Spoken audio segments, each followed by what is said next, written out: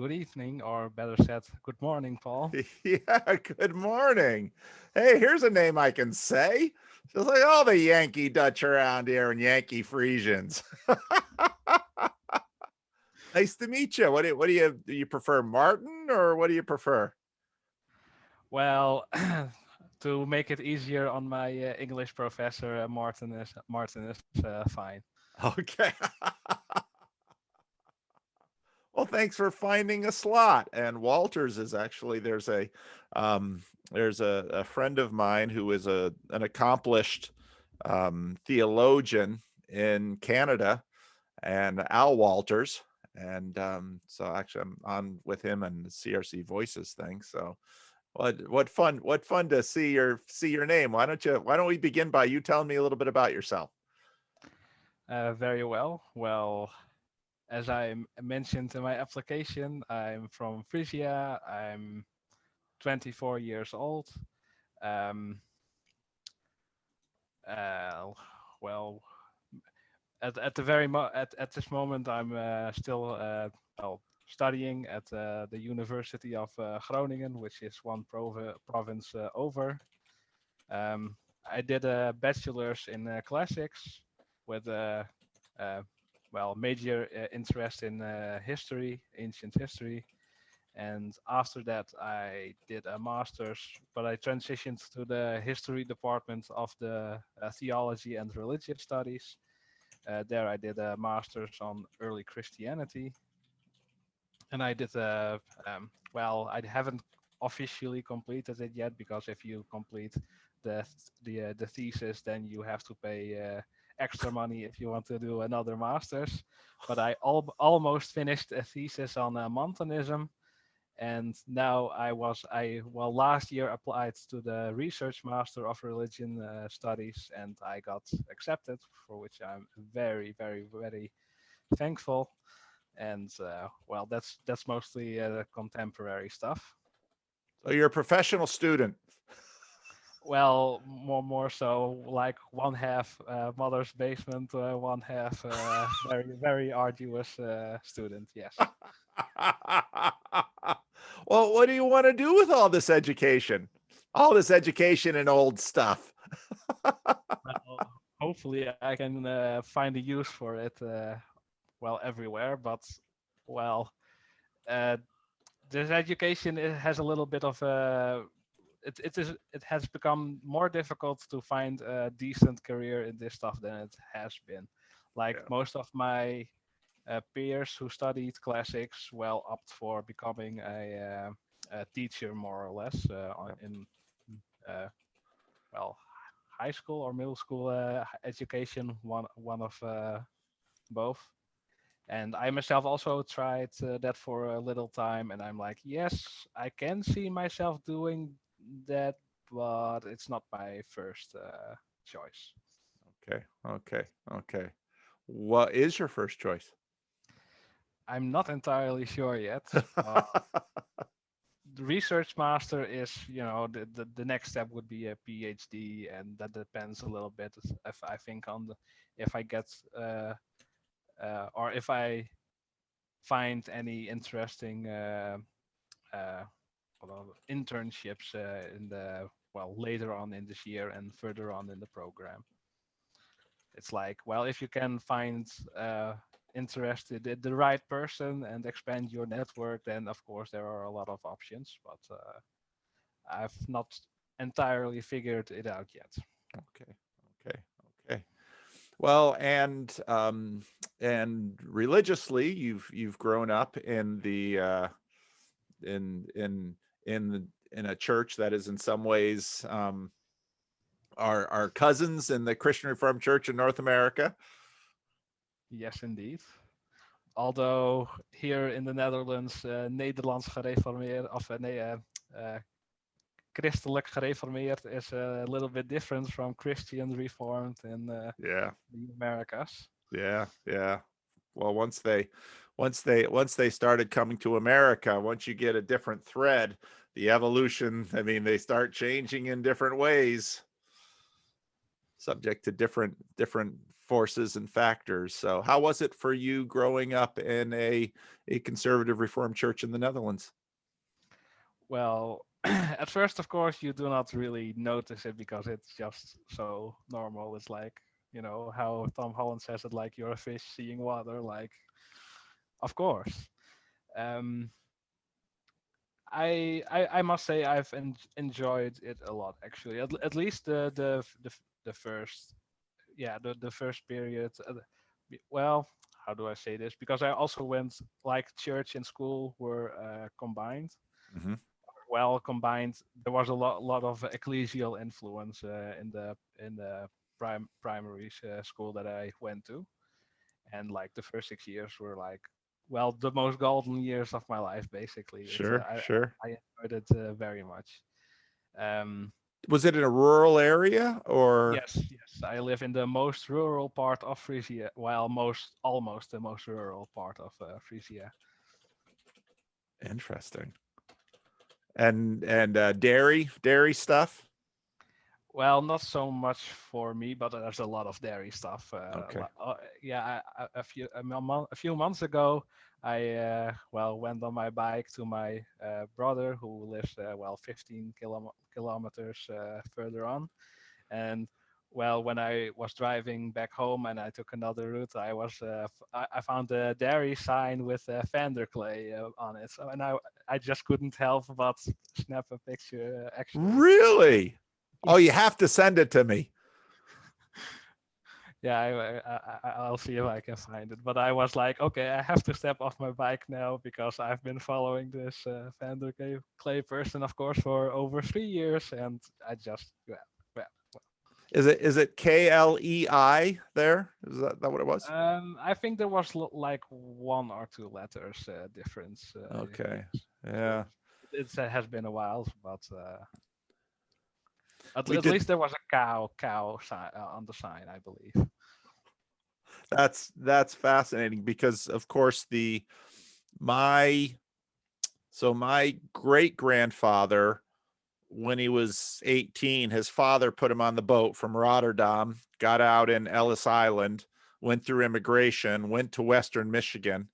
And then once he was settled in Western Michigan, his father, his mother, and a couple sisters then came over. But my great grandfather, I don't know what my great grandfather did, but my great grandfather painted houses, and he settled in, had some children, and then his first wife died, and he married his what was sort of his sister-in-law, and had and she helped raise the kids.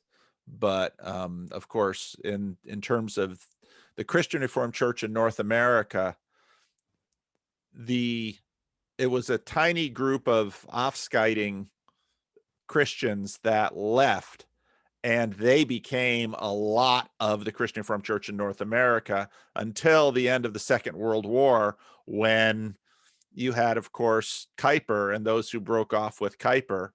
And then more came over after the war. And that's sort of what's made the Christian Reformed Church in North America. But of course, having been in the country for 150 years plus, gets very American. So, but it's very uncommon to run into anyone that spells their name like I do.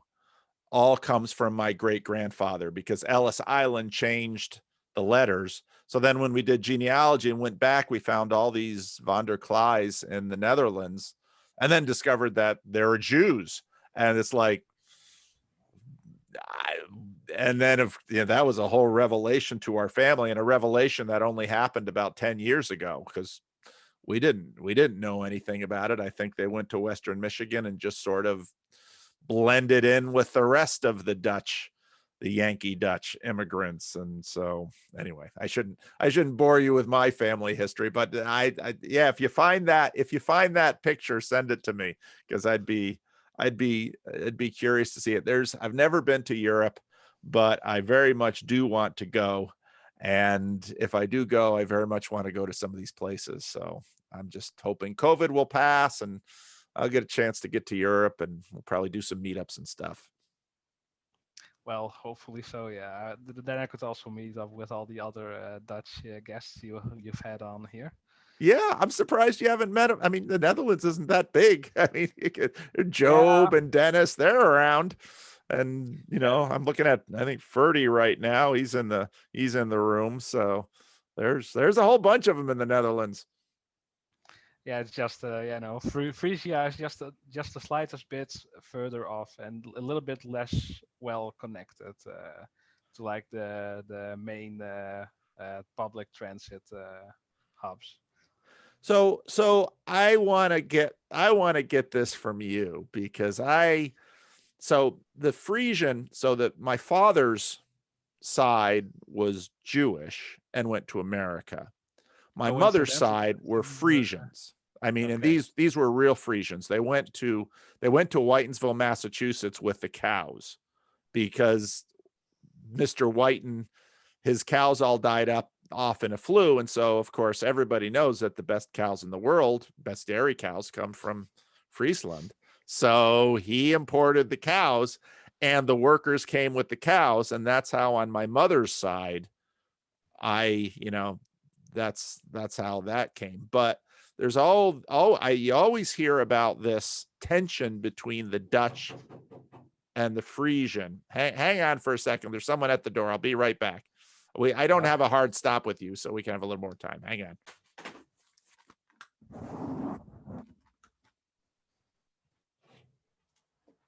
Hey, how are you? Pretty good. Good. Any tree damage? No. Okay, good. No. Wanted to see. You got some time, or are you busy? I'm talking to a guy in the Netherlands right now. Do that. Hey, Joe. No, it's not Job. It's another guy, another rando. Okay, cool. But very cool. But we should sit down again sometime and talk. Yeah, I would like to. Okay. I got a couple of questions. Okay. Yeah. All right. Good to see you, Raj.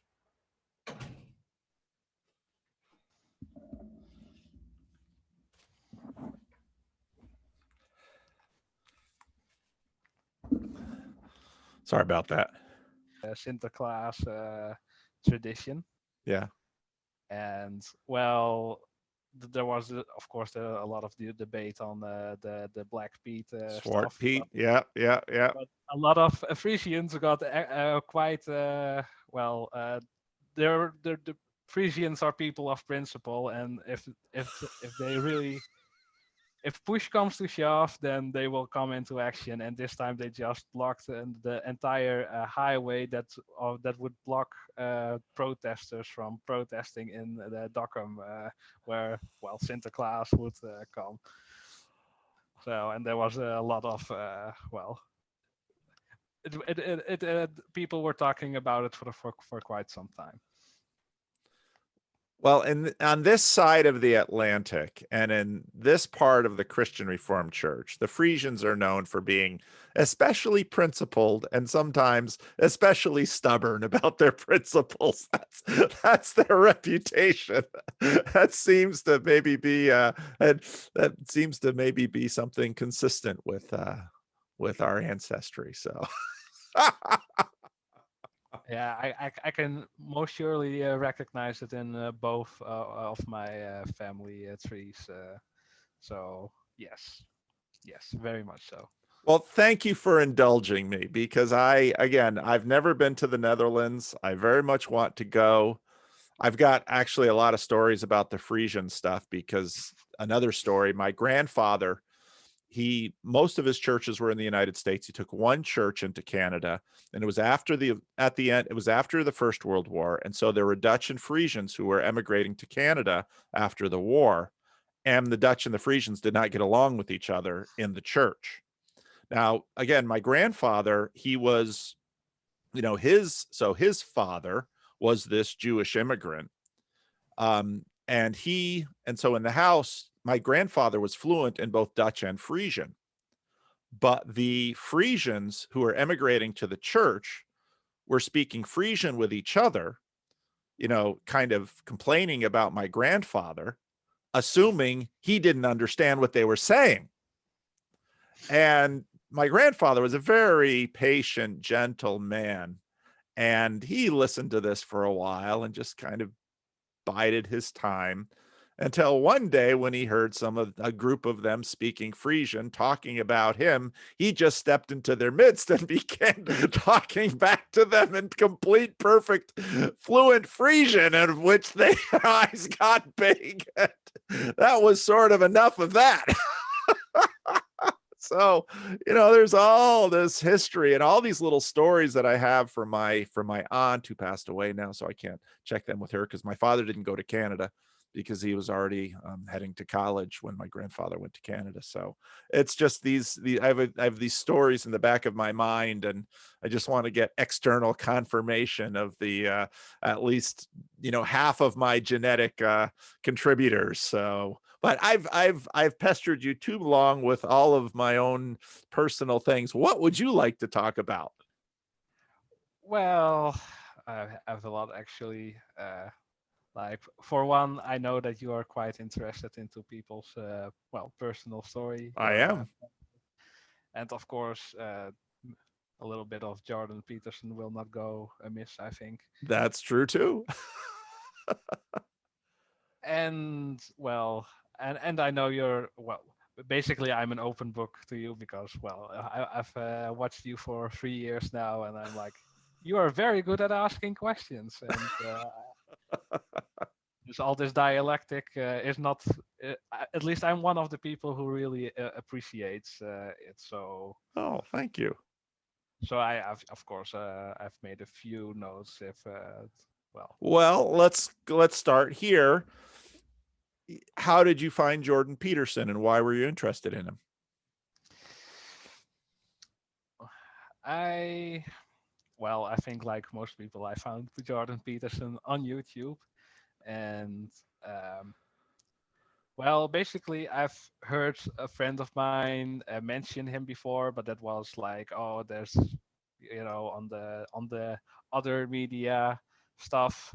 There's there were these that were those the political uh, well yeah the political bits that came into my purview, but I was not very much interested into that. And the friend of mine, oh, it's interesting, you should look into it. And I was like, nah, I'm not interested in that kind of stuff. So not for me, thank you very much. But then after a while, I came across his lectures on Genesis, and one thing lead to another. After I think there was a few months between it, between the Google and the YouTube algorithm serving up your video on the prolegomena and all that. And I started watching, and one revelation after another became apparent to me, that you were Christian Reformed and that you're Friesian. I think that played a significant role actually in my interest in these kinds of things. But also because I was struggling through my own meaning crisis, basically. So, and I thought it a very good opportunity to basically reconnect with my uh, Christian Reformed roots, because it almost it seemed almost to me like a distant dream, basically, and I did not know what to do with it. And then how you integrated it with all of the Jordan Peterson stuff, and then moving on from your commentary stuff to your sermons, and how you integrate, knowing what you said about all the or basically what you said about Jordan Peterson stuff, and how that would come up in your sermons, and then the structure of misery, deliverance, and gratitude. Yeah. It's like, it hit me, and I was like, I can do something, or it speaks to me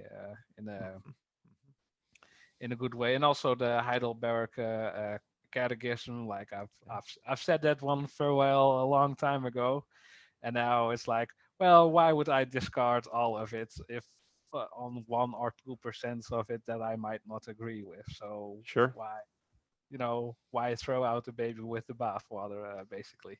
Yep.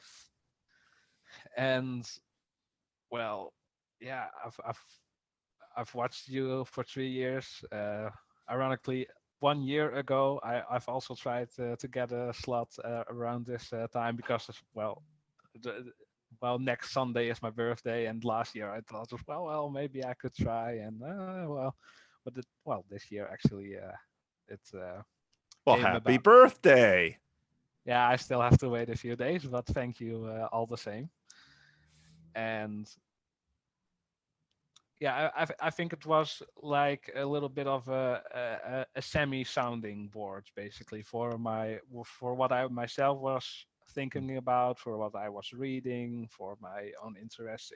My interests are too broad, like really too broad. My mentor also says so, but he excuses me because he himself is also a scatterbrain and these kinds of things. So, like, my interests are in antiquity, in philosophy, theology, religion. It's just all over the place, basically. Yeah.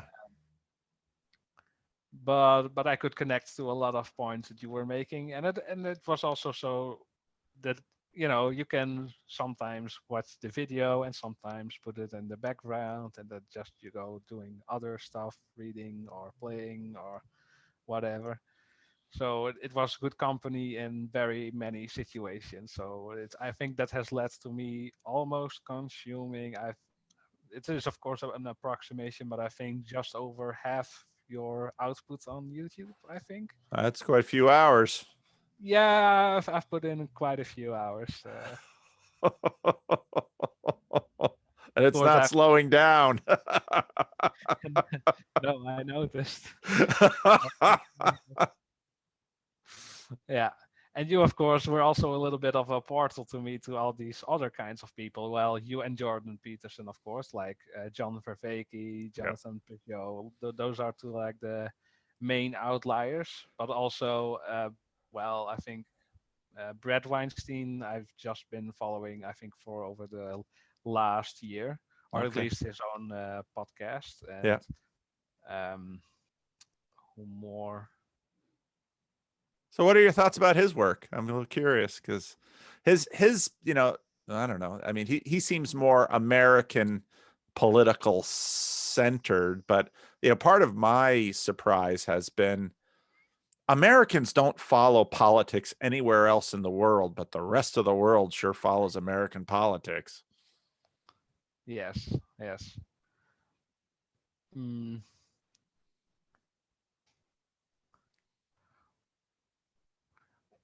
Well, I've basically been asking myself the question: why am I following Bret Weinstein? What is it in what see on his podcast that appeals to me? Because of course, I know him from the Vancouver talks, Yeah. and the same with Douglas Murray. Yeah. I think that for the political stuff, I would prefer Douglas Murray over Bret Weinstein. I think also because, he's a little bit also closer to the Tom Holland thing. Yeah. Bret Weinstein, I think, it's like, oh, he's a biologist, and he is atheist-ish. So it's I found it helpful to find as someone outside of my echo chamber, basically, to tell me stuff about biology or his opinion Yeah. or his viewpoint, basically, Yeah. like having something to contrast with my own viewpoint or supplement it. And well and, yeah, I think that it serves primarily that function for me. Like, American politics, okay, I consume a little bit of it to get to stay in the loop, because I'm not willing to watch put effort into watching other sources of American politics. And like, this Yeah. one is as good as, perhaps slightly better than any. So, and of course, there are just funny interactions on that on that podcast. Also these Christians. Well, one of them just tried. He said it basically the same as I did just now. Like, thank you for being a person outside of my echo chamber. That helps me further along. Yeah. So I could very much. Uh, find myself in that comment, and then another comment that was a lot of more spiritual, and I agreed with that comment also, but it tried to smuggle in the Holy Spirit and all that kind of stuff. They were like, what are we supposed to do with this comment? Yeah, like, thank you. We do not entirely agree with all this spiritual talk, but the funny thing is, I thought, well, this person was basically saying the exact same thing as the person just now, but just was a little bit more explicit with, Christian terminology, basically. Yep. Yep. Yep. Yep. So, oh, this is. Do you? I mean, does anybody else listen to this stuff? I mean, obviously, you've kind of found Peterson through a friend. Do you just have a little group of friends who listen to this kind of thing, or? A very small group of friends, Yeah. because that also has to do with my, rural positioning. Like, the population here is low, and also the times here, at least a few years back, of course things are going faster now, but Frisia, or the rural part of Frisia, really did lag behind the rest of the Netherlands in things of, I think it still does, in things of culture and interests and all that kind of thing. And I've just ended up in a little bit of a difficult position where, like, all my Christian friends were absolutely not interested into this kind of thing, and found it too pagan, of course, too Yeah. profane, too, well, not Christian. While Yeah. all the people I know at the university are like, well, what is this like? No, no. So, how are the rural conservative churches doing compared to what's happening around the university? I find that a, a very difficult question, because I just maybe I can go back to the my primary school. Uh,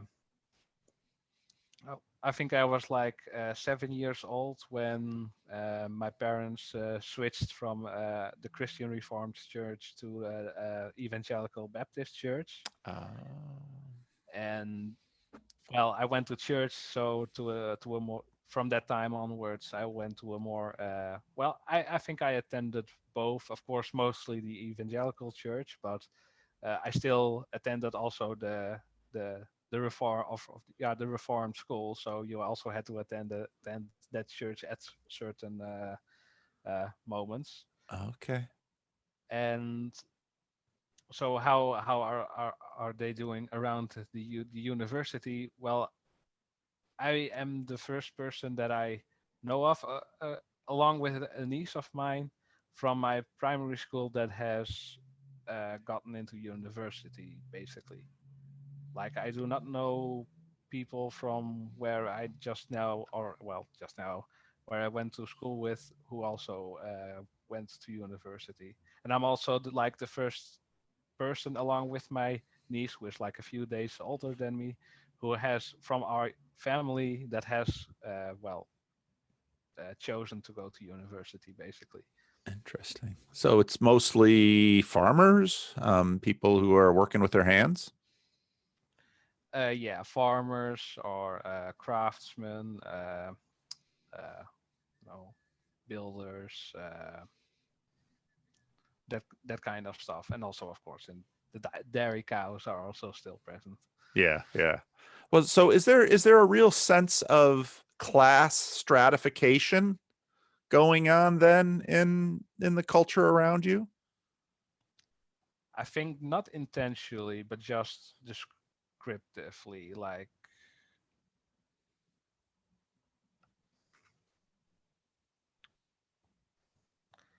hmm. I- just all the information I have is rather anecdotal. So Well, yeah, well, but that's, I mean, I like that. Just because it's anecdotal doesn't mean it isn't true. It's just true on a certain scale. yes. Well, on the scale of my personal life, there most definitely is. Yeah. Like my yes, just my experience with the university is the first I have basically heard of it. Like any connection with my where I come from, basically. Yeah. Yeah. Well, and for me too, so I'm in Sacramento, which is a city. Obviously, it's the state capital. An hour south of here is Ripon. And Ripon, California is sort of the epicenter of the Christian Reformed Church in Northern California. And there are big churches there. And there have some dairies there. And the immigrants there, I think, went there to do dairy. But they very quickly saw that growing almonds as they call them, was more profitable than milking cows. And you know what? You don't have to get up at horrible hours in the morning to milk the almonds. So a lot of the Dutchmen switched from dairy to nut trees. And but in the Christian Reformed Church in the United States, part of the tensions within the church are very much have to do with those who are educated, working professional jobs, and those who are blue collar, dairy, agriculture, trades. And even in New Jersey, when I grew up, you could really sense that even though North Jersey, which had dairies, New York just kept, flowing out, and no dairyman who has, a few dozen acres and a real estate developer comes by and is ready to put a fat check in front of him for all that land that he used to have cows on. No Friesian or Dutchman is going to say, no, thanks, I'll keep my dairy, thank you very much. They're very happy to say, I don't want to get up in the morning and milk those darn cows. So, there's a lot of layers to all of this, and it impacts the churches and people's lives. And yeah, so but I know, obviously, I mean, what Europe has, Europe is very old compared to places I live in the United States. But I'm curious about how these cultures and how this stuff ripples in terms of the churches.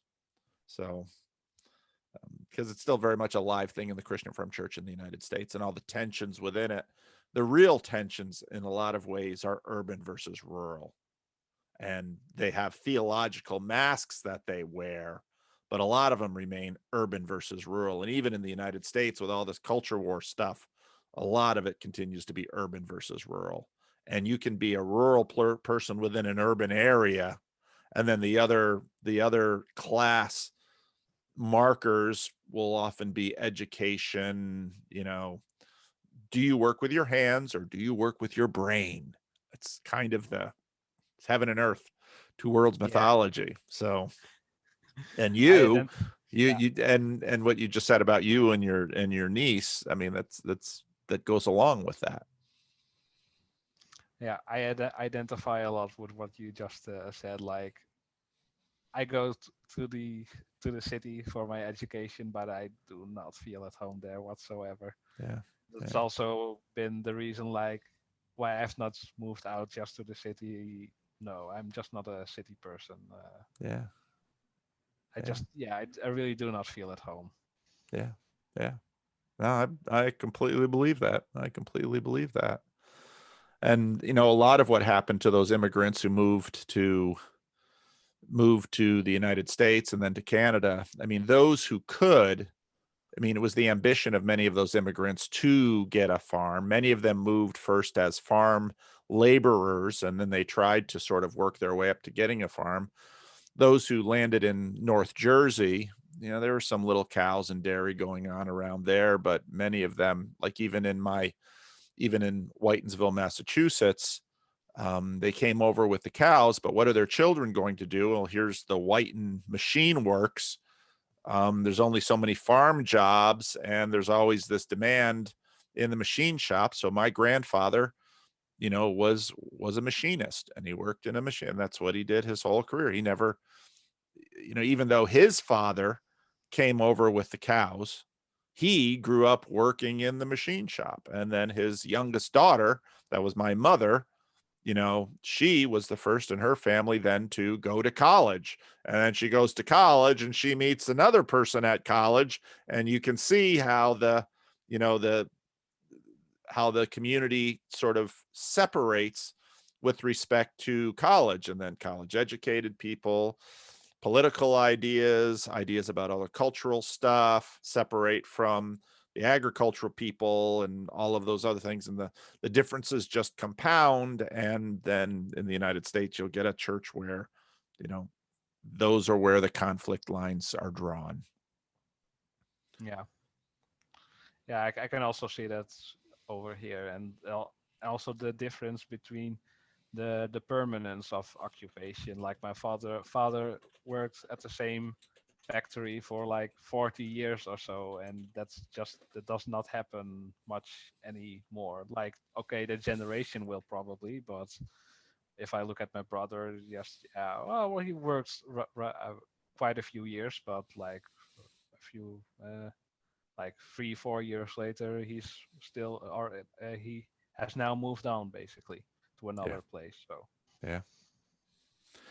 yeah, you very much get the sense of a world that is going away, and you get the sense of the loss of that world and the loss of the beauty and the glory from that world. And as you say, permanence is a big aspect of that, because many people, generation after generation, there was these things stayed the same. And even the church where my mother attends in Whitensville, I went there as a boy because that was where we went to church when we'd go and visit our relatives and vacation up in that area. But just Boston, just like New York, Boston continued to grow, and so everything around becomes sort of a suburb or a perimeter city. And those things then are lost. Very few dairy farms in Whitensville, Massachusetts anymore. So that's the process of modernization in some ways. yeah, and that, yeah, of course, for my generation, and I think for me especially, it's just very difficult to find your own way in the world if you do not have either roots or just a clear vision of where you're heading, basically. Yeah, yeah, yeah. Oh, I can imagine that. And so, well, you're studying classics. I mean, that would be, at least that would be a path to the ministry. Are you thinking about ministry or teaching, or still, I mean, you said you didn't know what your plan A was, so. Well, there have been a few people who suggested ministry or preaching, of course, especially because I'm one of the people interested in classics. So there are a lot of, well, I think in the last 3 years there have also been like 3 pastors that were, well, wouldn't you consider perhaps, Yeah, theology? And well, of course I've considered it, and I've taken a few theology classes in my, the free space of the program. yeah, But I think well, yes, somehow theology has been a little bit, yeah, I've not found really my own interests within theology. Although my historical interests are theology related, of course, early yeah. church and patristics, and well, Montanism is also, of course, is a subject that's related. Yeah, But why Montanism? Why did that strike your fancy? well, I think then I have to give a little bit of a crash course in my ecclesial journey, basically. Okay. Um, well, like I mentioned when I was like 7 and 8, well, my parents became I, I, I name it evangelical, but the first thing I learned watching your channel is like all these words and of denominations mean a lot different than what I might have in my head. Like for Sure. me, Pentecostal was basically people who believe in miracles. And then I watch your channel. Well, I believe in, well, of course, I'm just using general terms, but oh, I also believe in miracles, but I'm still reformed. That doesn't mean I, you know, so Yeah. that was I had to adjust my own view of these terms a little bit. But yeah, basically, so evangelical, and that's also where basically where my own meaning crisis very early on started. I think some person here a while ago had a similar experience that like at the age of at the age of 8 that you have this just real or for me it was a very intensive meaning crisis. Like I was confronted with these ideas of uh, well, finitude and infinitude, and I just could not see a way out. Basically, it's like either the one or the other, and both are quite terrifying. I just cannot see a solution, and that would at sometimes because in the evangelical church they were at the time and still are to a certain extent occupied with apocalyptic thinking, and well, of course, there were these movies Left Behind and another few that just well were catalysts uh, for that development in my thinking, basically. So I was rather young, and I was already um, well, afflicted, I would say, with these kinds of crises. Like, how am I going to live with this, and why isn't the rest of the world making a big deal out of this? Uh, and I think that has had a lingering impact on me and resulted in me having the feeling that I was just living in an entirely different world than the other people surrounding me. And well, just one and a half year ago, I've found a little bit of an answer in the facts, the realization that I might have autism all along. So that might have influenced the development of my cognitive abilities. Like some abilities were developed very rapidly, while others took more time. Yeah. Yeah. And my parents were like, "Well, well, when we are away, he watches The Lord of the Rings, so why not these apocalyptic movies?" So for me, they were radically different, of course, because Lord of the Rings is easily fiction. But what they are now showing me on the screen with these apocalyptic movies, this is reality. This is going to happen, and well, that all the effects that entailed. Um, but in primary school, I was rather popular and also very yeah, social, and and I had a sensitivity for authority. Like I was really I appreciated authority, and I was eager almost to submit to it. Um, um,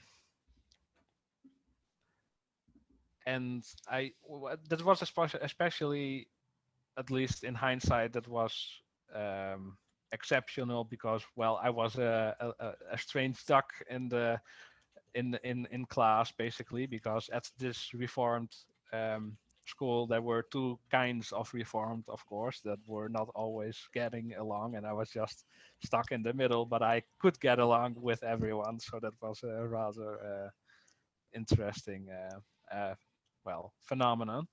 But in the last year of primary school, just tensions became too hot and things were not going that well over there. So there was an exodus of one group that went over to another school, well, in Dockham, basically.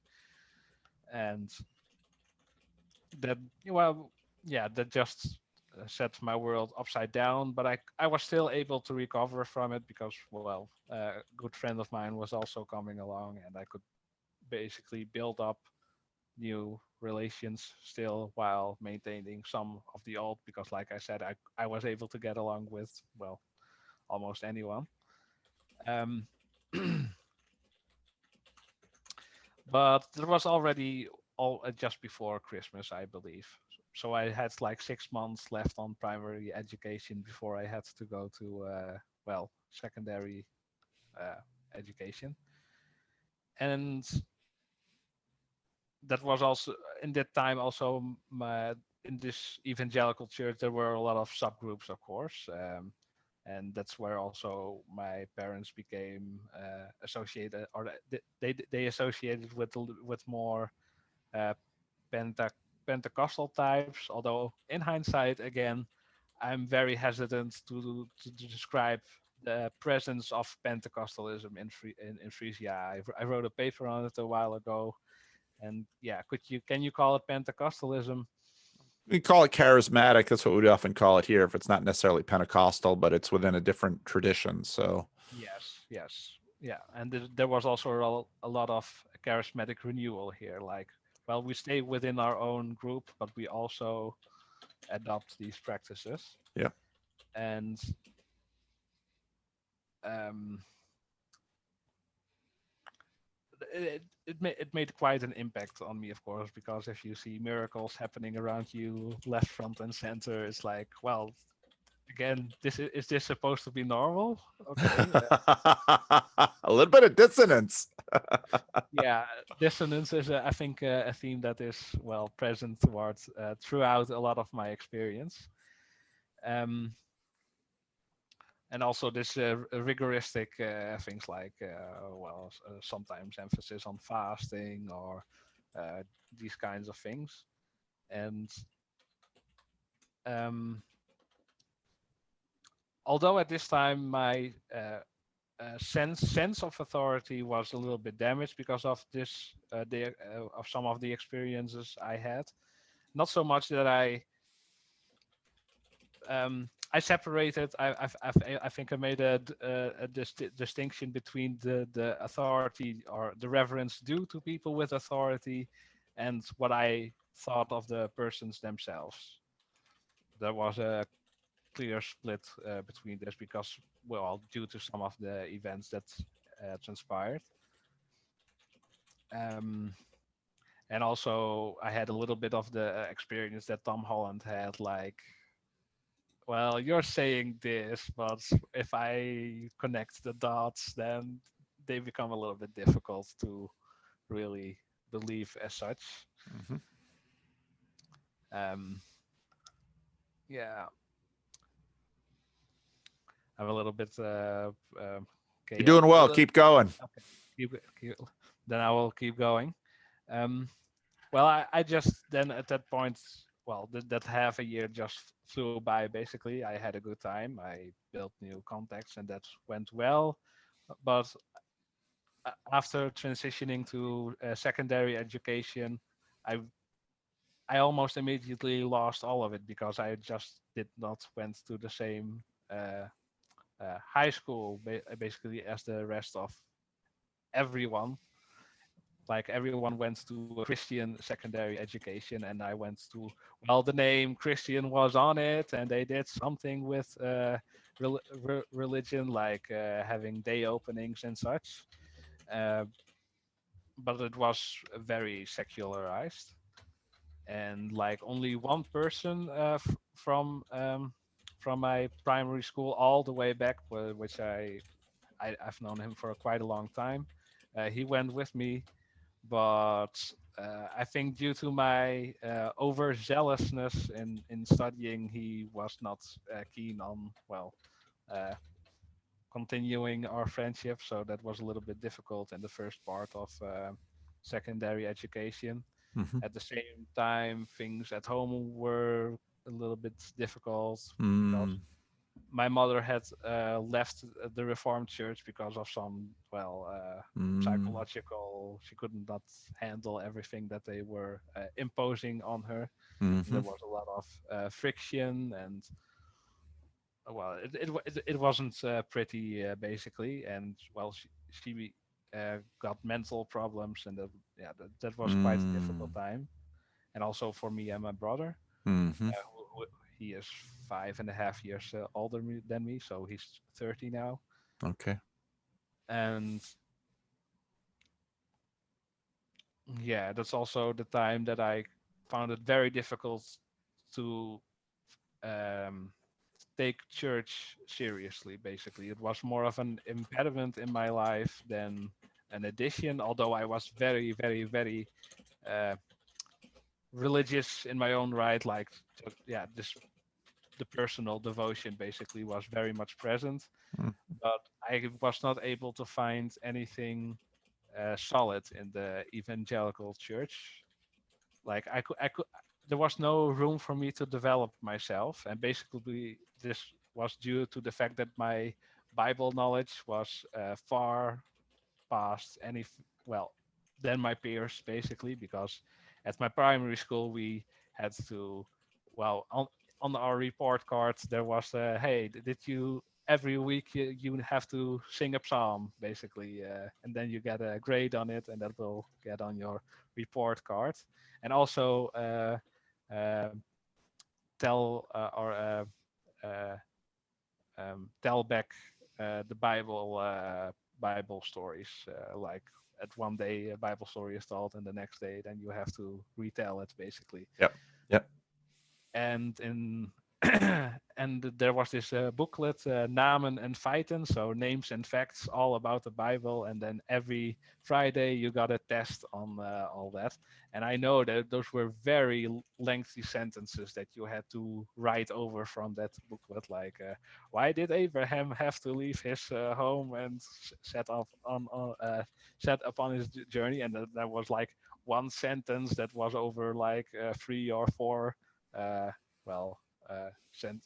Well, it was a very very long sentence, and then Mm. you were, and then you just got tests on that, and I was I found those always very fun, and I was very motivated to. Uh, I liked those 100% grades Mm. coming, Mhm. basically. So Mhm. that was my dopamine Mhm. hit. But moving ahead. So yes, my Bible knowledge exceeded that of my peers, basically. Yep. And like, where am I going to learn more or advance, or Yeah. is there something? And I just felt more of a mascot at these, well, Bible study groups of teenagers, and I was like, Mhm. what am I doing here? Mhm. And then of course they ask a question. Hey, you know the answer, so yeah, tell Mhm. class, more Mhm. more or less. But yeah, there was just no, well, mobility is maybe not the right word, but yeah, I got stuck in my development. Mhm. And again, this theme of dissonance, like between the evangelical and the reformed. And I just was not old enough yet before we switched churches to really have the deep roots in the reformed church, while I did have the, well, a little bit of the culture instilled in me, and the values and Yep. such. Yep. Yep. um but yeah, so that was at middle school, but that was really the moment that I began feeling like pariah, I think. Just, yeah, basically an exile. Just I did not have the idea that I had a home uh, Mm. somewhere. And yeah, I've been wondering for quite some years in that regard. And that was also the time that well, my social life attitude changed. Like, became a lot more introverted. Mhm. And now the question is, was I introverted all the way along, or Mm. was this something that changed over time? Yeah. Well, because at the start I was still just leading or co-leading a guild. Well, computer games and all that, Yep. guild Yep. wars. Yep. Yep. And I don't know if you know it, but yeah, I at that point I still had the feeling like, well, I can lead people and I feel motivated. Although, like I said, those I had bouts of that meaning crisis, like these almost panic attacks that I had to get under control in social situations, either school or church or wherever, and that slowly declined over 2 to 3 years. Although that, like I said, it did not affect my personal devotion that much. Like, but that it was almost due to some kind of pride, I think, and almost this Pavlov effect. Like, I'm going almost this messiah complex. I will lead people. Uh, I will get education and tell people how things are. Okay. Yeah, and this was also, I think, a time that resentment crept in, and I knew about it. Like, you just see it there festering in the corner, and then you're like, well, I can't. I do not feel as if I can do a lot about it, but I will need to, keep an eye on it, and not let it get out of hand. Yep. Like, Yep. else corrupt more than is good. Yeah. Um, this was also the time that I began praying to God, like this honest prayer, like, please, please go and break my pride and make me humble. And if there's one thing I've noticed throughout the years, if there's almost one prayer that God will most definitely answer, then it is prayers like that.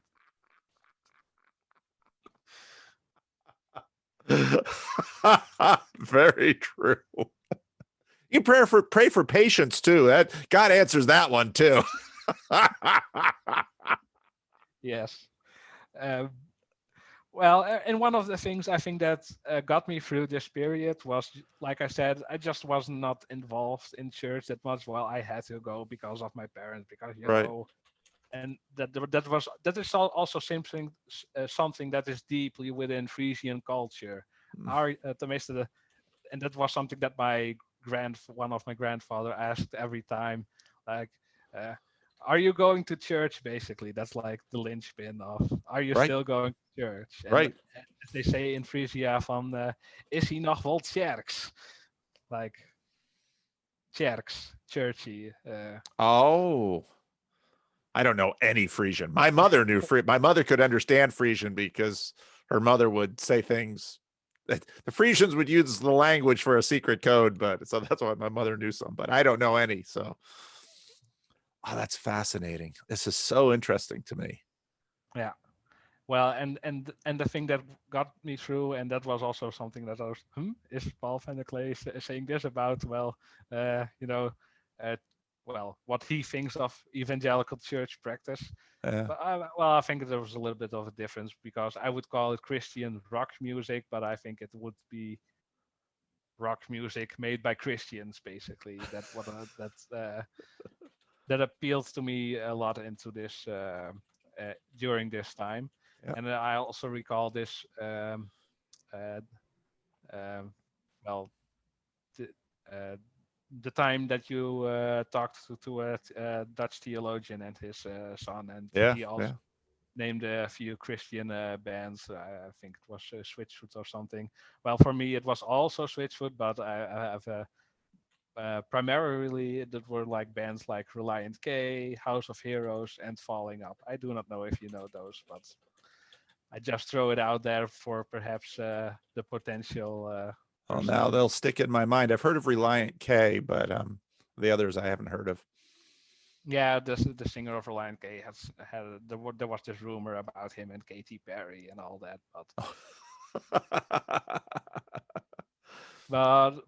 but I think that were just the episodes that also were eventually translated into his music, and that well, I at least it resonated with me a lot. And also, Falling Up, yeah, well, it's a little bit on the nose, although the music they create is, well, more in the sense they are not uh, writing hymns as much as in this more in the same vein as Tolkien was writing Lord of the Rings, so more like science fiction, and then just incorporate all the Hmm. Christian motives and themes.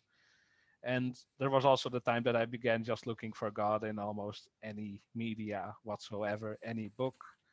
And as I got to the second half of secondary education, I came into contact with Socrates, of course, and that was like, if there's one person that is a big inspiration for me, then it's of course Socrates. And Interesting. also that's where of course, my love with classical languages began. Um, and that's also, I think it contributed to the reason why I still believe, because I've also, you know, I earlier this week I rewatched your conversations with Vav, and of course I have also recently saw your conversation with Sally, and also all these themes that yeah resonated with me. All this uncertainty, this darkness, and well, things can go wrong at any point, and also like these doubts in the back of your mind, and all these aspects. Like, I do not want to, and in my case both saw the seeds of fear and the seeds of doubt in other people. So those were Yeah. conversations that really resonated with me. um but yeah, why do I believe? Well, I think I'm a little bit old-fashioned, or even pre-modern, because modernity had a difficult time really getting through to me, because I was living in an enchanted world, and how are you going to basically convince me that I'm not living in a disenchanted world? And your arguments might be right, but you do not speak with authority. And that was something that I think people will find that rather uh, difficult to understand, because our mentality is rather, well, if you're rational, then you are willing to hear different arguments, and if those arguments are convicting, then you, well, here's the is ought connection, of course, then you Yeah. ought to change your own opinion.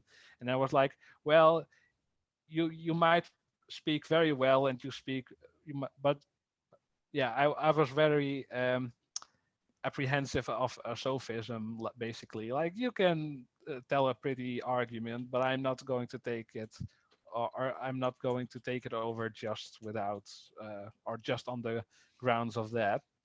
And also because I was studying classics, all the uh, uh, rhetoric also was something like Cicero and Augustine.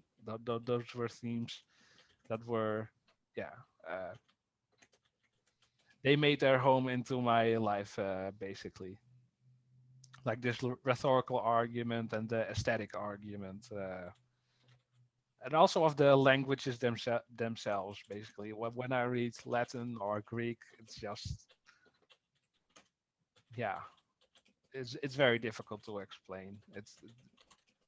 It conveys it conveys rational knowledge, of course, but it also conveys aesthetic knowledge, and that's just beyond words. Like rhythm, word placement, word function, particles we do not have in our language, the middle voice that just, like, why do we not have middle voice as such? Yeah, we can give words to it, we can translate it, but really these senses. And that's also something, of course, I like from your sermons, like when you at times go into those things. Um, yeah. Uh, that also came down to me, like linking it to the conversations I just named, like this Pascal idea of there's always enough light, there's always enough shadow, and the relation between rationality and the world is this, the spirit of finesse and the spirit, all these themes. I'm just rattling a little bit of the themes that I found most salient throughout all of those hours that I have been watching you. Mhm. And of course, John Vervaeke with his notions of self-deception, and Yeah. because that was also something always in my mind when I at at the moment that's modernity. Like you study evolution at school, and Yeah. you're beginning to become trained to be critical towards things and to analyze. That was also the moment that, okay, there are miracles happening, or supposed miracles, of course, happening Yeah. all around me, but how do I know that I'm not deceiving myself? And of course, when charismatic people begin to become personal, and of course, the alleged times that, they go pray for you for, well, when is this guy going to fall over, basically? Well, of course, that didn't happen with me, but that did not convince me that, of course, that miracles weren't true, because I was there sitting, at least to my mind, at least, well, I'm trying to not get deceived here. I want to, and in this Socratic fashion, I want, my search is for truth, and truth is the highest ideal I'm aiming for. And not so much in the sense that, of course, and that's also your argument of simplicity, like the lives, the simple lives of faith. It's not so much this success, but rather the honesty with which you're living, which I thought was also embodied by Socrates, and perhaps to a lesser extent by well, this whole Plato Socrates discussion is not something that I want to burn my hands on right now. Yeah, let's not go there. Yeah. We won't be able to resolve that one quite now. Yeah. But yeah, my Calvinist root of self-examination is something that I inherited, I think, a lot. So I was, if yeah, and because I score very high in neuroticism and conscientiousness and this idea of self-deception, while on the hand, well, this is what I experience slash perceive, and Yeah. Yeah. this, and taking into account both all the known unknowns and the unknown unknowns. And Yeah. if there's something I think I can say, I've become a master of not knowing, of knowing that I do not know a lot, but also that, of course, will sound quite pretentious, because that's the Socratic credo, basically. I know that I do not know a lot, but, well, I think this is the time that I wanted to ask you a question, because you've mentioned a few times that you wanted more historians in the IDW, and Yes, indeed. I love, well, let me just first say that I love what you just did there, and I mean, there are different ways to talk about a life, and there are different ways to talk about, to share yourself. And I think that was very honest and very transparent, and gave me a real sense for how your your individual story and your parents' story and your situation and yourself and your love of classics and your continual your continual hunger for God, how it all comes together. And so thank you for that. I really enjoyed that. I really appreciate that. So you go ahead and ask the question. well, it's more in the sense of, you mentioned a few times that you wanted more historians in on these discussions, Yes, and I do.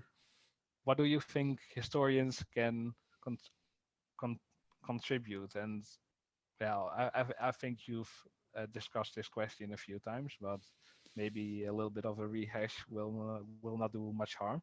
No, I don't think it'll hurt at all. Well, this is part of I say that partly because of, I think, the significant contribution of Tom Holland in this, even though when I had my conversation with Tom Holland, I asked him, what do you know about Jordan Peterson? Nothing. Oh, okay. Well, all right. Well, now we're coming in fresh then. But part of, you know, part of, I think what Peterson really contributed was obviously a very broad, integrated approach that had philosophy and psychology. And, obviously embedded in there was a fair amount of history, but it wasn't looking at history as such. And when Holland came in, now we're looking at history as such, which is really not just a question of development of thought, which psychology will track. history as such attempts to integrate, I think, more non-thought events into the process. And so, what Tom Holland and his particular puzzle that he's working on, which is there, he very clearly exposed a bias in modernity. And now when we're talking about history, just like almost Protestantism is unavoidable, modernity is unavoidable. And when you look at Tom Holland, on one hand, he approaches history very much as a modernist. When you listen to him, he'll say, well, what really happened? And when you make a statement like that, you're making sort of a physicalist statement, because what really happened in the physical arrangement of things, that's a very modernist statement. But Holland has, in addition to that, the very unusual preoccupation with the fact that, hey, wait a minute, if you read the Iliad or the Odyssey, or if you read Herodotus, the gods are in and out of the story all the time. And what modernists, with their preoccupation of what really happened and the processes, are skewing the story in a particular way. Peterson is, these labels are always tricky. Peterson is in many ways, so Peterson is an integrator. And so, but he is still, when he keeps talking about, I'm approaching this psychologically, he's approaching it as a modernist in many ways. But Peterson has, in addition to that, the sensitivity and the awareness that modernity has its blind spots. And so Peterson gets that from Jung. Peterson is more postmodern than a lot of, just like, in a sense, with Sally's conversation, being a Protestant is nearly inevitable at this point, even for Catholics. Being a postmodern is nearly inevitable at this point, because once you recognize the validity of certain kinds of deconstruction, you have to account for it. And Lewis does that, and I think Peterson does that well. But now we add a historian into the mix, and so Tom Holland both needs to satisfy the what really happened question, which is parallel to Peterson's satisfaction of this scientific psychological perspective. But like Peterson, Holland's unwillingness to just disregard the obvious omnipresence of what modernists call religion as an integral aspect of the story and the seeing of the story and the perception of the ancient world sort of makes him parallel to Peterson in that. And significant to Peterson is also Nietzsche, and Nietzsche was a classicist. Yes. Nietzsche is also something I found quite compelling. Yes. So, and as modernity is receding, and what happens when, let's use a metaphor of water filling up.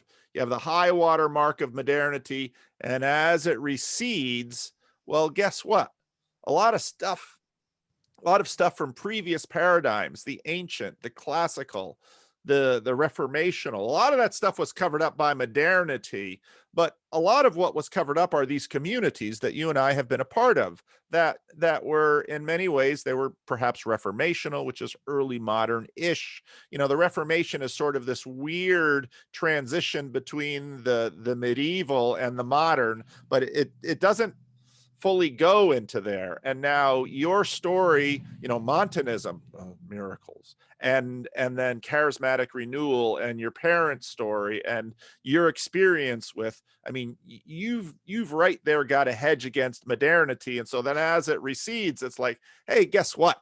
we never actually went anywhere. We sort of got covered up and people looked beyond us, and we sort of went into a closet with all of this stuff. But now that postmodernity is sort of exploding all the boxes, well, hey, guess what? We can play those same postmodern tricks right back at them, which in many ways is, a lot of what Peterson and to a degree what Tom Holland is doing it within a modernistic frame. So that's why, and while Peterson is, often dealing with history, he's dealing with history as a psychologist. And, there's this weird intermingling between psychology and philosophy. Philosophy is sort of like this mother of all disciplines. And so Peterson is very much in that realm, but he's not. And so he's using the discipline of the modern discipline of a social science. Holland is bringing in the modern discipline of a historian. And that is, Peterson wants to look at processes, psychological processes, and look through that window. Holland is looking through through the modern window of processes that include much more than just sort of evolution of thought, which philosophy and psychology tend to have a bias towards. So that's why I think having more historians who can say, who would never get away with what Sam Harris tried to get away with Peterson when he says, well, just get rid of all the God talk. We can keep the music and the buildings. And Peterson's like, you can't be serious. You really can't be serious with a statement like that.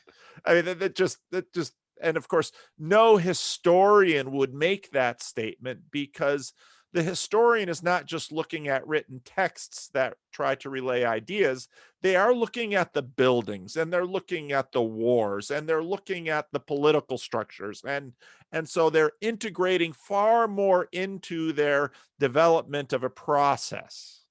So that's why we need more historians in the IDW, because, and then I listened to, Bret Weinstein, he's a biologist. And so I'm happy for the presence of a biologist. I learn a lot of stuff from him, but he's also really bad on history. And so he's not, and so there's certain blind sides to, and we've all got our blind sides. You can't help it. None of us can see the whole. So again, I find, we seem to have journalists around like Douglas Murray. We've got, an economist, physicist, mathematician like Eric Weinstein. You've got a biologist like Bret Weinstein. We've got a psychologist like Jordan Peterson. But where are the historians? And so to have Tom Holland sort of emerge completely innocent of this whole IDW thing, that to me says, oh, IDW is a manifestation of a far larger historical thing that's going through, because Holland is not growing out of there. He's growing out of this. And of course, at the same time, you and I also, with a little bit more understanding of, well, Kuyper, Dooyeweerd, Bavinck, you can't read Kuyper and Bavinck and not see this wrestling with modernity. But of course, in the, a century ago, but they're wrestling with modernity still from, in Kuyper's story, his, he at least part of how his story is often pitched to people within the Christian Reformed tradition on my side of the Atlantic, that he was deeply steeped in the modernistic training of ministry and theology, and then discovers the piety of of some of the people in the rural area where he had to go for his first church, because generally speaking, your first church is often out in some hinterland where people like, and what that did for Kuyper was, well, now he couldn't just turn away from her faith. It was sort of like you and your miracles. Oh, okay. Tell me miracles don't happen again, please, because You're not going to convince me of that. I've seen too much. And Yeah, that's red of making course. your frame look very small. Yeah, and red of course because when I began reading the Tertullian and the Irenaeus and like the uh, the infamous chapter of Augustine, like book 22, chapter 8 or so. Then yeah, what are you going to do? Like they recorded this stuff. Yeah, yeah, yeah, yeah, yeah. And you can just dismiss the ancient world and say they're all liars or deluded. And it's like, you're the one that is making arguments from physicalism and empiricism. People are moved by miracles because they see them. Now, nowhere, and Christians have always known that we can see things wrong. It's not that I mean, all the way back in the Gospels, well, Jesus does miracles because he works with the power of Beelzebub. I mean, people have never lacked for ways of discounting and discrediting the unusual and the miraculous. So that's not new. So yeah, but suddenly the church of modernism is revealed to and exposed to be just like everything else, its own little church. And I know how to deal with little churches. I've been jumping in and out of little churches all my life. So little bubbles of knowledge and little communities that form around certain ideals and shared perspectives. That's nothing unusual if you've grown up in a religious tradition or had a tradition like you have in your life. Yeah, you see it and you begin to understand how these things work. And so modernists aren't so scary. They're just like all the little people in the tiny little conservative church who think they're the center of the world. It's like, okay, modernists, well, you've got a lot of power right now, but the way this world goes, it'll pass. It always does. And you don't scare me. Yeah, well, especially because I had a very smart modernist friend. One of my few friends of secondary education. Well, and then just he turned over, of course, to the simulation theory. Just was, of course, the moment I was like, okay, Right. That's right. because That's right. well, Theism for atheists, the simulation theory. Well, I don't believe in God, but there was a divine well, I won't call him, there was a programmer who programmed all this. Okay. What would an ancient call such a relationship? Silly.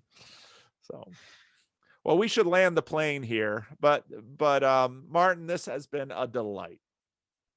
yeah, And yeah. unless you got Also, one other thing, I don't have to go this very moment, but I do have some other a couple of commitments coming up down the road. But yeah, I think I will just have like maybe just to skip over. We do not have to go in depth over them, but just be so I just have named them. I got to talk to Paul Vanderklay, and I named at least the three things that struck me most from his years of YouTube, you know, yes, career.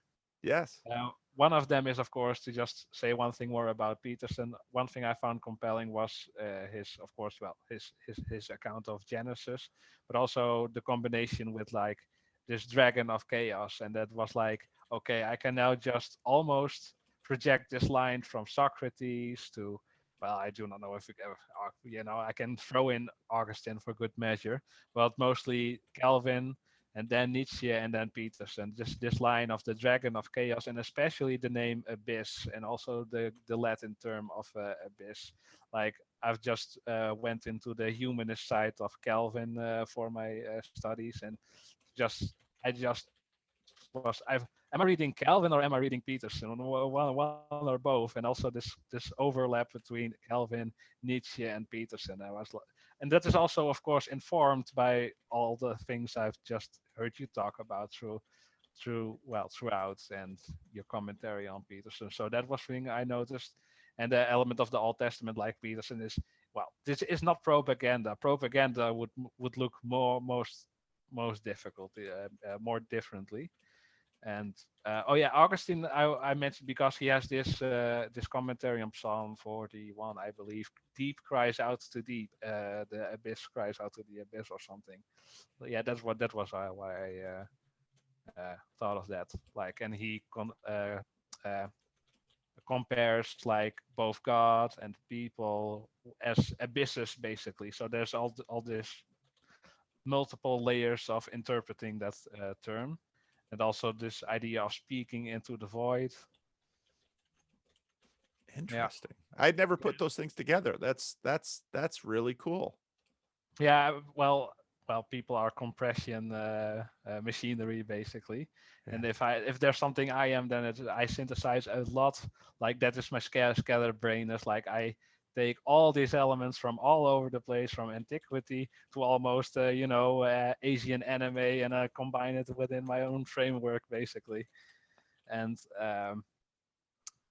yeah, what I want to say is like, and yeah, music. Like I've just listened to like this band called Lord Huron, and how they speak about the void. Like they have a void themed CD, and well, I'm just listening. Is Calvin speaking here? Is Peterson speaking here? But like, am I bullshitting myself to put in another Vervaeke thing?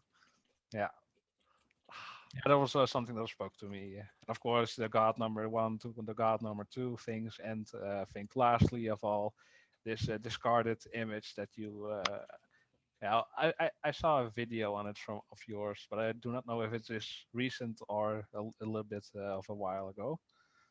But Well, I that was talked the about it a last. while ago, and I'm back on it now. So in fact, yesterday I recorded a video where I read the epilogue of the discarded Yeah, image, because yeah, I'm working on, Mathieu Pajot's The Language of yeah, Creation, and these two books really do go together, yeah. because Pajot is trying to work through what Lewis was working through. So very interesting. Yeah, yeah. Also, this also because you mentioned it earlier, like this appreciation of all models. Like, there's no model to rule them all. Also, not the postmodern model. Yeah, yeah. So yeah, and oh yeah, I had one quote written down like, nature gives most of her evidence in answer to the questions we ask her. I think that was somewhere in the That's discarded. Lewis. That's Yeah, Lewis.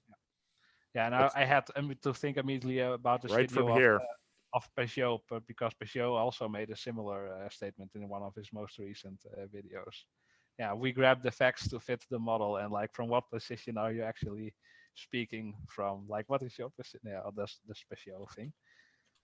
And this is the very last thing that I wanted to mention. I think that uh, yeah, rationality. To me, it is not something that we are not rational, but it's more something, well, I think this is a Platonic idea that we participate in, or that we inhabit, if we go to Johannine language, like, stay in my logos, if you want, if you believe, like, stay in my structure of reality.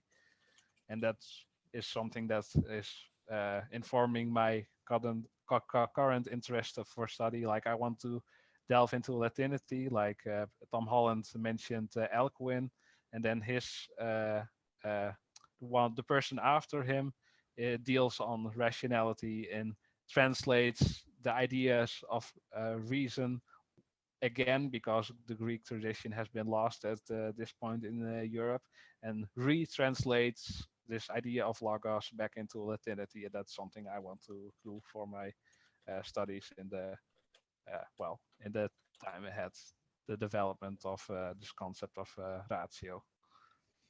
Very cool. Wow, this is awesome. I think this is so exciting. Do you blog, or what do you, I mean, what are you doing with all this stuff that you're churning out? I mean, you're throwing it at your professors, but are you sharing it with the No, I world at do all? not have a lot of, no, not yet, and I should perhaps, but I just not have had enough encouragement. Like, I do not have many people around me that I can just uh, throw words at basically. Just recently, and that's was what I also mentioned. Just recently, a year ago, I came across this very uh, one-off person that was affiliated with the vineyard, like the only vineyard person in all of Frisia, basically. That's not an understatement. And with him, I have been able to talk about these things a little bit, Oh, good. but but not in the same category as with you, because you have a lot of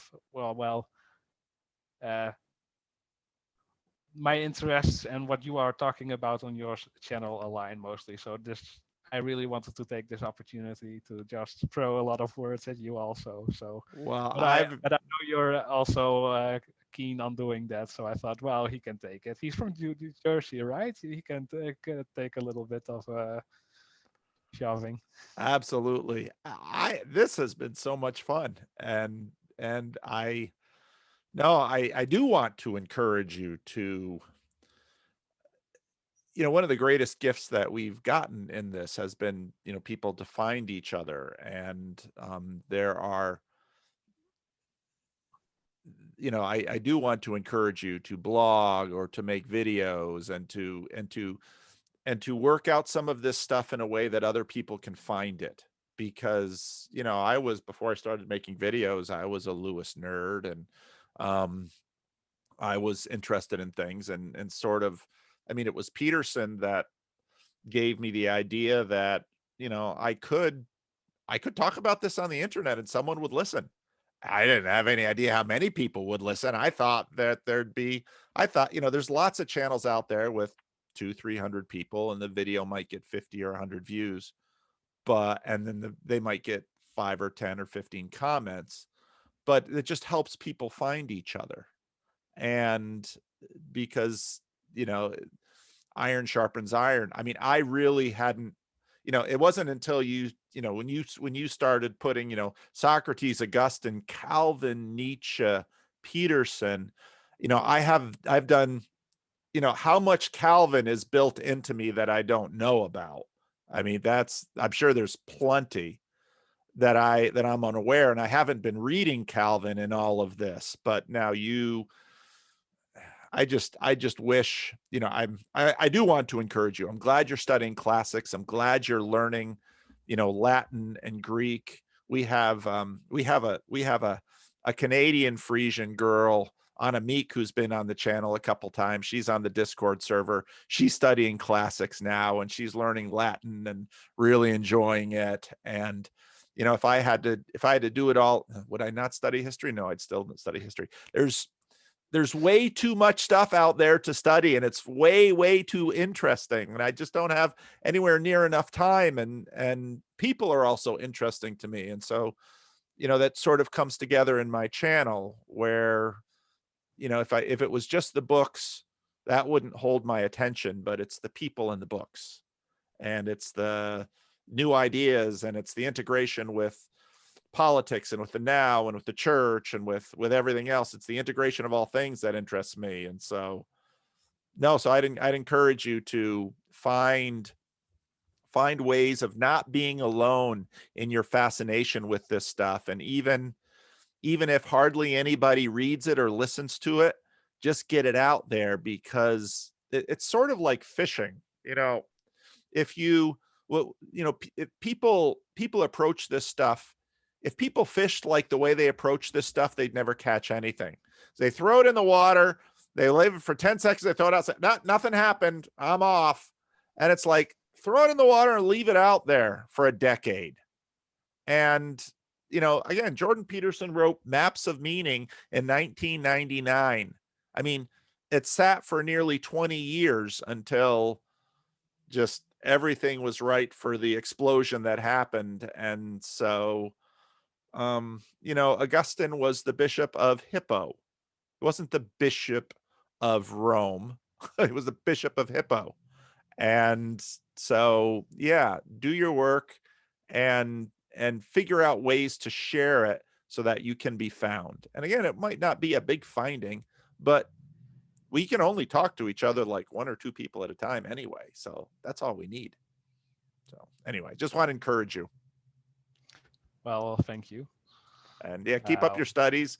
Maybe get a PhD if that's what goes best. It's, you never know. You never know with this stuff. And you're right to look at it and say,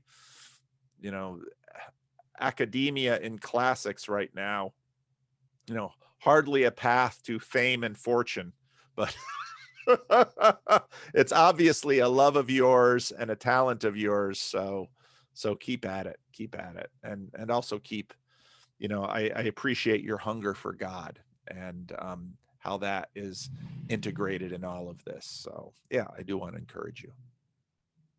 Yeah, thank you. Well, And who knows, later on, like over in 6 months or so. yeah, or at least by your next birthday. Yes. So I'm glad you got to rando slot, and I'm glad I got I love, because part of the difficulty is I keep talk to the same people around me, and the people around me is like, well, why can't we have more conversations? It's like, well, we can, but I want to keep new people coming into the conversation and new people coming into the dialogue. So I will share this video with you, and you can let me know if it's okay for me to share it or not. And then we'll take it from there. Yeah. Okay, Marten. Well, you have, I don't know what time is it. What time is it by you? Almost a quarter for 10 in the evening. Okay. So your day is about done. But Yes. so I hope that you have a pleasant rest this evening, and may God bless you with your continued wanderings and journey in this. Yeah, thank you. All right. Take care, Marten. Take care. Bye-bye. Bye-bye.